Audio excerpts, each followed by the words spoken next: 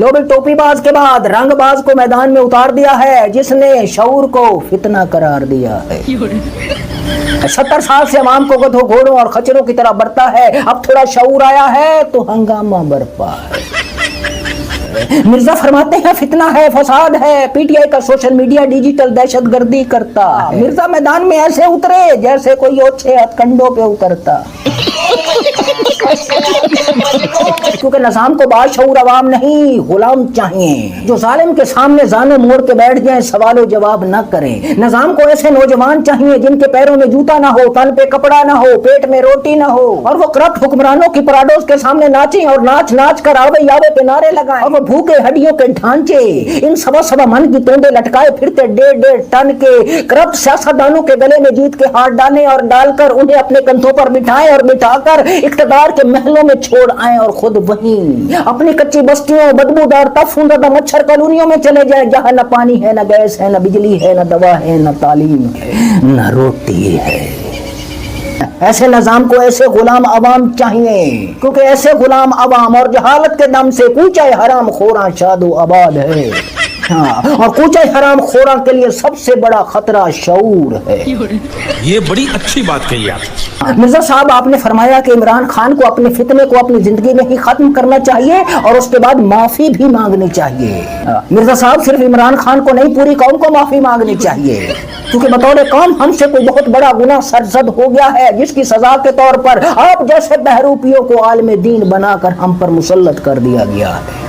वो बहरूपिया जो वतन अजीज में होने वाले जुल्म और जबर पर कभी नहीं बोलते, किसी का नाहक कत्ल हो जाए नहीं बोलते, किसी की बहन बेटी की इज्जत लुट जाए नहीं बोलते, मगर हाँ, जब देखते हैं कि करप्ट निजाम पर कोई आंच आ रही है तो फौरी मैदान में उतर आते हैं। मिर्जा साहब, इसी सोशल मीडिया पर फैमिली व्लॉगिंग के नाम पर ऐसा नंग धड़ंग लोच लफंग हो रहा है जो नई नस्ल को तबाह कर रहा है, अक़दार और अखलाकियात, तहजीब और तमद्दुन का जनाजा निकाल रहा है। मगर इस सोशल मीडिया के गंद के खिलाफ आपकी जबान हरकत में कभी नहीं आई। यही वजह है कि जो लोग आपको इल्म और दानिश का पैकर समझ बैठे थे, आज वही लोग आपको निजाम की सर्कस का जोकर कहते फिरते। माफ कीजिएगा, अवाम की नजर में आप इस वक्त टटपूंजिए हैं, चेले हैं, चपाटे हैं, चमचे हैं, कड़छे हैं, और कुछ तो आपको मालची और पालचिया भी कहते हैं। अगर ऐसा नहीं है तो फिर लाजमी बात है आप खबरों में रहने के लिए वक्फे से आप इस तरह की ओछी हरकतें करते हैं।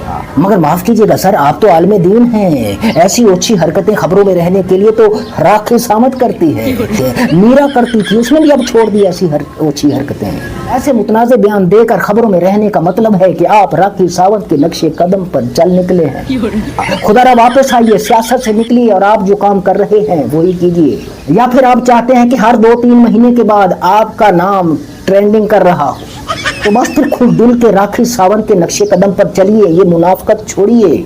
तो सजने बेलियो, मित्रों सहेलियों, मसरूफ होते वेलियो, अब आते हैं क्रिकेट की तरफ। मुल्क को बदहाल करने के बाद, मईशत का बुरा हाल करने के बाद, अवाम को कंगाल करने के बाद, वतन अजीज से तहजीब और तमद्दुन, अक़दार और खलाकियात की अर्थी जलाने के बाद, जमहूरियत का खाना बर्बाद करने के बाद, आईन और कानून को कुचलने और रौंदने के बाद निजाम ने भी बड़ी कामयाबी से क्रिकेट को भी तहस नहस कर डाला है। मुबारक वो क्रिकेट, वो सिर्फ एक चीज जो पंजाबी, महाजर, बलोच, उर्दू स्पीकिंग, पठान सबको एक जगह बिठा देती, सबके एहसासात और जज्बात एक कर देती थी, उस क्रिकेट का तिया पांचा बड़ी कामयाबी के साथ उल्टा दिया। इस बारे में आप एक्सपर्ट से तबसरे और तजज़िये सुन चुके होंगे। मैं सिर्फ इतना कहना चाहता हूँ कि जैसे सोशल मीडिया पर एक डायलॉग बड़ा मशहूर कि तुम्हें मर्द बनाने के लिए मैंने लंदन से गोली मंगाई, बिल्कुल वैसे ही हमने टीम का हौसला बढ़ाने के लिए IMF से कर्जा लेकर जेट तैयारों के पिछावड़ों से रंग बिरंगा धुआं निकाला, मगर आप लोगों के जिस्म में कोई लपक झपक पैदा नहीं हुई, कोई हरारत पैदा नहीं हुई। इकबाल के शहीनों, तुम लोगों ने झपटने पलटने और पलटकर फिर झपटने के बजाय, इकबाल के शहीनों, तुम लोगों ने झपटना था, पलटना था, पलटकर फिर झपटना था, लेकिन तुम लोगों ने इंडिया के सामने धुएं छोड़ दिए, छोड़कर लेट गए। वैसे खिलाड़ियों का भी कोई कसूर नहीं, उनको भी पता है कि हम मेरिट पर नहीं लाए गए, उनको भी पता है कि हमारा सरबराह जो बोर्ड का है वो भी मेरिट पर नहीं है। अरे सरबराह बोर्ड का तो छोड़िए, इस मुल्क का वजीर आजम भी मेरिट पर नहीं है। खिलाड़ी भी अच्छी तरह जानते हैं कि इस मुल्क के हुक्मरान परफॉर्मेंस की बुनियाद पर नहीं लाए गए, मालिश और पॉलिश की बुनियाद पर लाए गए। लिहाजा खिलाड़ी भी कारकर्दगी के बजाय मालिश और पॉलिश पर ईमान ले आए।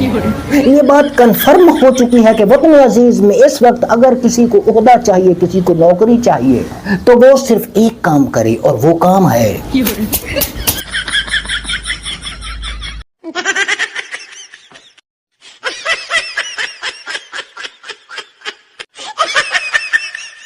哎呦我的妈！